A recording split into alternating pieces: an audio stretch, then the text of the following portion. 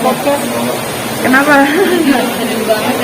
Berarti ya, soalnya 2 minggu terakhir memang intens WhatsAppan, teleponan.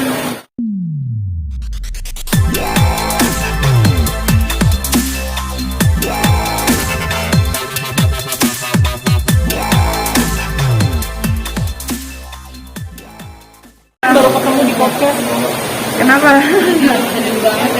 Berarti ya, soalnya 2 minggu terakhir memang intens WhatsAppan, teleponan.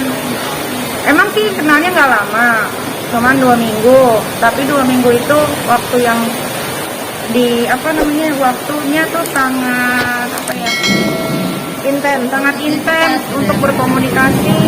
Gitu. Cuman waktu 2 hari setelah dia masuk rumah sakit aja, dia nggak bisa berkomunikasi karena ngeblank kan. Akhirnya komunikasi sama mamanya, Mama Amel. Ada firasatnya sih kalau kita mungkin. Ada firasat. Jadi setelah gua buka-buka YouTube lagi, ternyata firasatnya banyak. Kayak misalkan di YouTube gua kan gua bilang, Laura apa kabar? Masih hidup kak? Gitu. Jadi gua kayak flashback, terus gua cekin WhatsAppnya. Oh iya, ternyata kayaknya dia mau pergi. Soalnya dia bilang, kakak saya ingin aku selamanya ya, walaupun aku udah gak ada gitu. Jadi kenapa gue down banget ya, karena hampir setiap hari, gue rasa cuma 2 hari setelah dia dari podcastnya Denny Somargo, itu memang lose contact 2 hari itu, karena memang dia udah gak bisa lagi untuk komunikasi. Karena kalau lo lihat di YouTube gue juga, dia kan kalau ngetik kan begini, nggak kayak orang normal gitu. Apa nggak udah sempat kesana belum? Udah sempat ke rumahnya atau? Ini mau ke rumahnya sekarang. Karena tadi kan habis nyebarin albumnya di Ancol. Terus gue bilang sama Mama Amel, tante aku nggak bisa ikut. Jadi Mama Amel tuh selalu ngirimin kayak gini nih. Lihat ya. Mama Amel. Nah. Jadi kayak Laura, kan gue tanya ini semalam, istirahat ya tante, Laura lagi apa? Gue berasanya Laura masih hidup kan.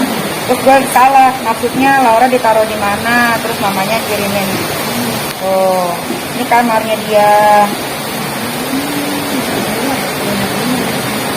ini kasurnya, ini albumnya. Oh, jadi walaupun gue nggak datang, kita komunikasi baik. Terus pas gue tanya Laura lagi apa, dia bilang lagi nonton mukbang gitu. Jadi ya kalau yang merasa kehilangan banget pasti orang tuanya. Nah, ada kenangan kemarin buku mantra juga sempat kita bawa kan juga. Banyak kalau kenal dia tuh, setiap gue story apa dia replay, dia story apa gue replay, gue WhatsApp apa sama dia, nanti dia capture, dia kirim ke Mail. Begitu bahagianya dia, gue balas WhatsAppnya. Kenapa gue sedih? Karena gue tuh udah punya banyak rencana. Jadi bulan Januari ini memang gue dan dia memberangkatkan Laura dan keluarganya ke Beijing untuk pengobatan Laura supaya bisa jalan. Itu udah rampung, apartemen sudah, rumah sakit udah, tinggal jalannya aja. Karena kemarin gue sempat, sebelum dia meninggal 4 hari itu, gue sempat ke kedutaan Cina untuk nanya, kalau misalkan Laura dibawa, boleh nggak karantina? Karena di Cina kan 21 hari karantinanya. Gitu. Dan itu gue harus balik lagi Senin ini, ternyata dia udah nggak ada.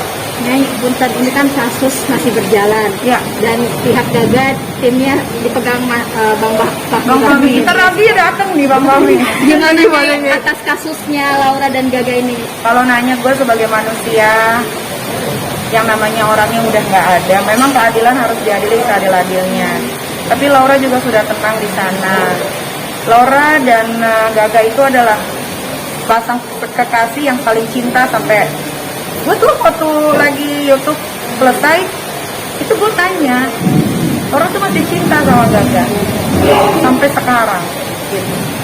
Tapi ya karena ada kasus ini dan terlalu banyak orang yang masuk gitu, jadi Laura itu, namanya orang lagi sakit ya, dikasih omongan ini dia jadi kepikiran gitu.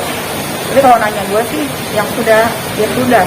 Tapi kalau memang harus hukumnya tetap berjalan, yaitu kita serahkan sama orang yang ngerti lah, hakim lah atau siapa. Isunya kan katanya hukumannya akan diperberat nih Nyai, karena kan Laura meninggal.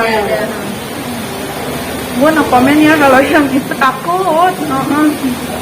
sensitif banget soalnya. Yang ngerasain kan bukan gue cuma orang hadir dalam hidupnya Laura cuma 2 minggu. Intinya itu anak baik.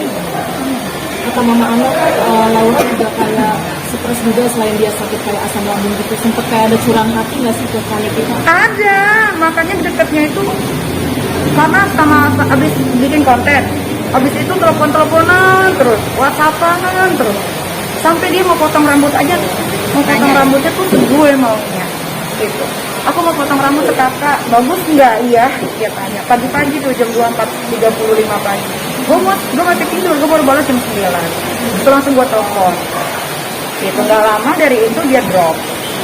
Masih pasang DP apa namanya juga berdua ya? Karena dia pasang DP gue di WhatsApp-nya dan sampai detik ini belum diganti kan. Jadi ya segitu sayangnya dia sama gue. Maksudnya gini, dari sekian banyak dia punya sahabatnya lama-lama semua. Gue bertanya, kenapa cuma muka gue yang dijadiin wallpapernya dia sama dia gitu. Jadi ya gue balas dengan gue pasang wallpaper muka kita berdua di Instagram gue. Itu rasa sayang gue sama dia. Niki, di akhir tahun resolusi Niki sendiri gimana nih?